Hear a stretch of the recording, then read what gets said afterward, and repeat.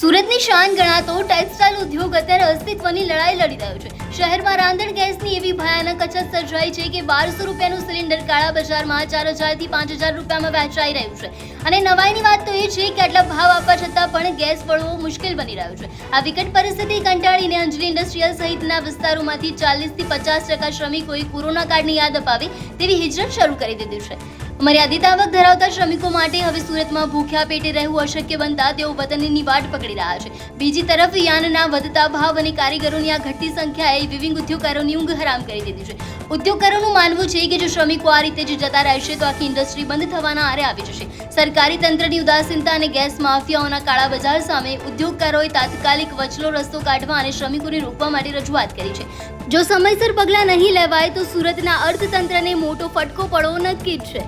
તકવાદીઓ દ્વારા જે રીતે ઇન્ડસ્ટ્રીયલ વિસ્તારોની અંદર તકનો લાભ ઉઠાવીને ગેસના રાંધણ ગેસની અંદર અને ઇન્ડસ્ટ્રીયલ ગેસની અંદર જે કાળાબજારી કરવામાં આવી રહી છે, ત્યારે ચોક્કસ કારીગરોમાં એક ખોફ, એક ડરનો માહોલ ઊભો થયો છે અને કામદારો દ્વારા પોતાના વતનની અંદર પોતાના પરિવારજનો વસતા હોય તો કામદારો પોતાના વતનની વાટ પકડી છે।